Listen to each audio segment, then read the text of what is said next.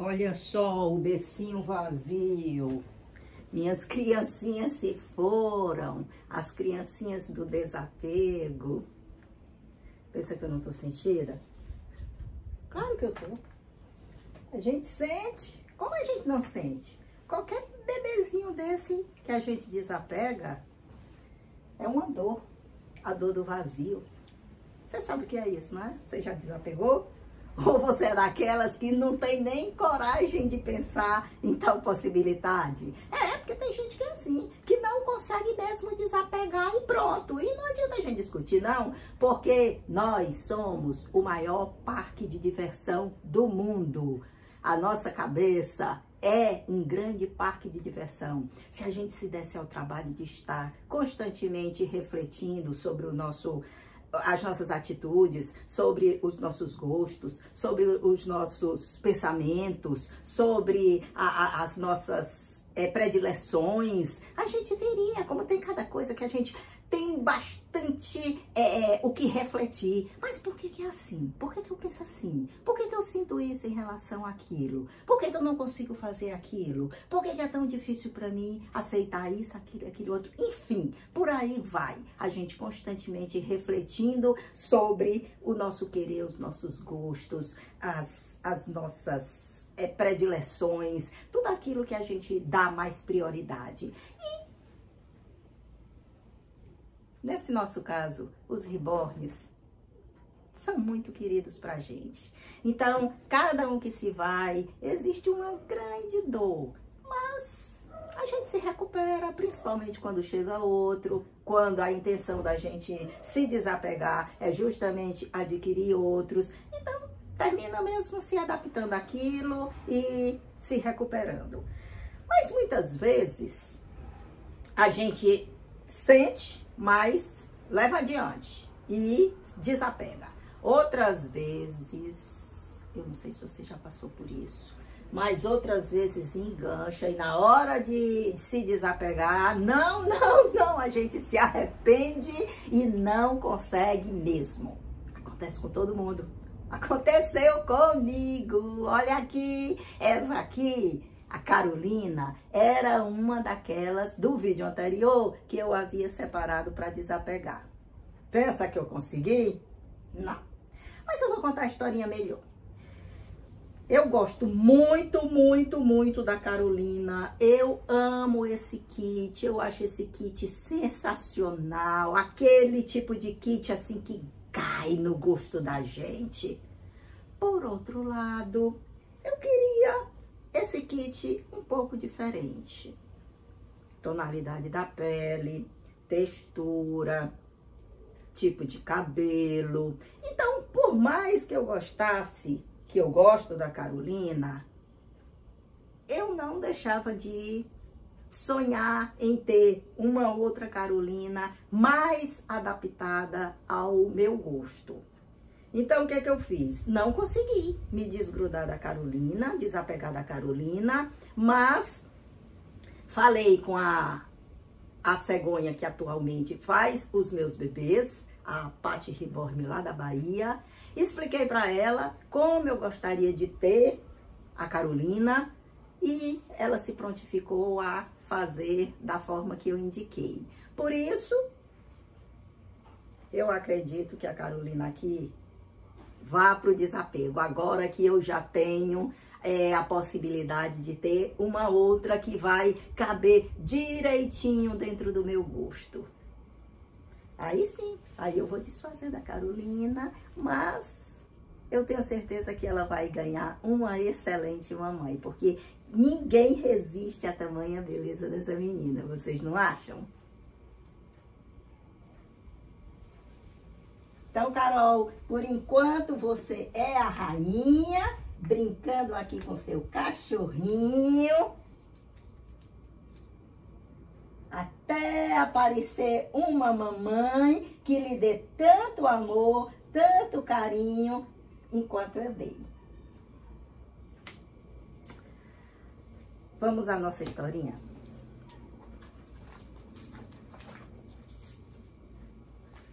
Havia um velho cacique de uma tribo que ensinou uma lição muito valiosa a seus guerreiros. Todas as vezes que a caça começava a desaparecer da região e as pessoas já não tinham mais o que comer, o cacique pegava um pedaço de couro e o curtia ao sol, formando a cada dobra um mapa com caminhos diferentes. Então, um dos índios perguntou: mestre, como é que o senhor sempre encontra o caminho correto para acharmos caça? Qual é o mistério? Então, o cacique respondeu: não existe mistério, apenas lhes dou novos caminhos. Se continuarem nos mesmos caminhos de sempre, o que encontrariam de novo afinal? Olha só.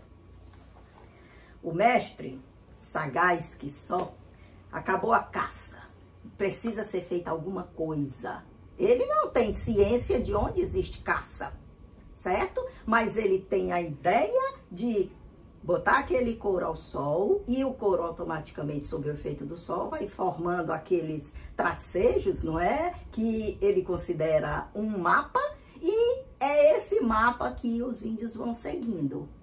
Indiscriminadamente, é claro que ele não sabe nem o que é que o sol, a quintura vai formar naquele couro, mas os índios partem seguindo aquele mapa e acabam encontrando caça, alimento. Então a sabedoria dele é essa: faça alguma coisa que com certeza alguma coisa de nova vai acontecer. E como diz o ditado, quem procura, acha. Eu tinha um filósofo que eu adorava na minha juventude, Nietzsche, que um dos conceitos dele, o eterno retorno, dizia justamente isso. O voltar é o mesmo, mas não é o mesmo que volta. E agora a gente aplica aqui. Geralmente as coisas formam um padrão e vão voltando. Dia volta, a noite volta, a tristeza volta, a alegria volta, dificuldade volta, diversão volta. Esse voltar vai sempre, constantemente acontecendo. O voltar é o mesmo, mas não é o mesmo que volta. Por que não é o mesmo que volta? O dia volta hoje, não é, por exemplo? Mas não é o mesmo dia, porque nós adquirimos experiência, nosso organismo está se modificando, as coisas ao nosso redor estão se modificando, as pessoas estão se modificando, tudo, os costumes estão se modificando. Então, o voltar é o mesmo. As coisas vão voltando em padrão, mas não é o mesmo que volta, porque tudo está diferente, entendeu? Então, a gente aprende essa lição. Acabou de aprender com o mestre, certo? As dificuldades, por exemplo, no caso deles, era a falta de caça, de alimento, certo? Essas dificuldades a gente sabe que vão acontecer, não é? Mas você não é o mesmo que vai enfrentar essas dificuldades.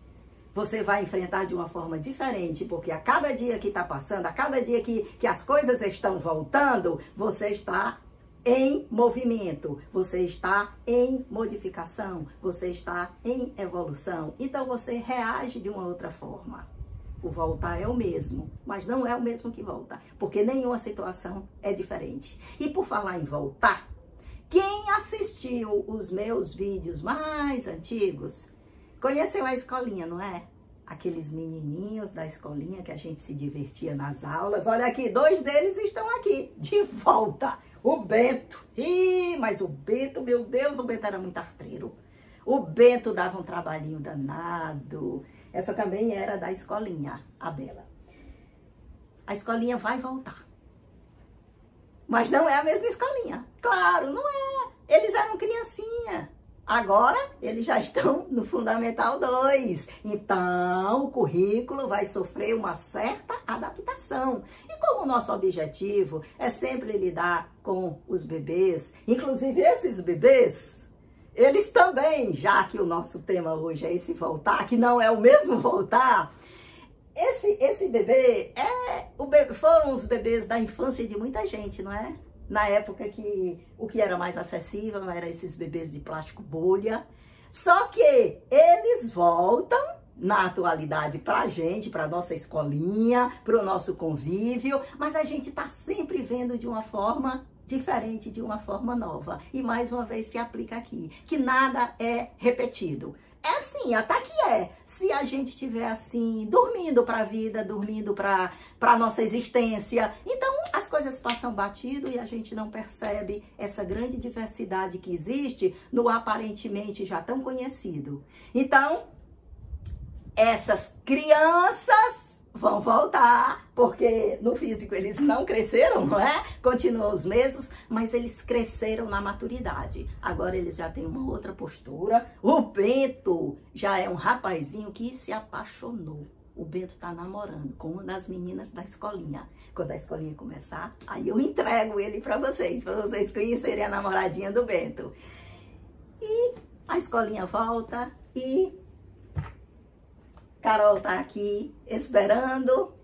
Eu decidi que ela tá liberada para achar uma mamãe, que ela tá liberada para viver novas aventuras com a mamãe dela. E por enquanto a gente segue aqui nesse nosso raciocínio. O voltar é o mesmo, mas não é o mesmo que volta.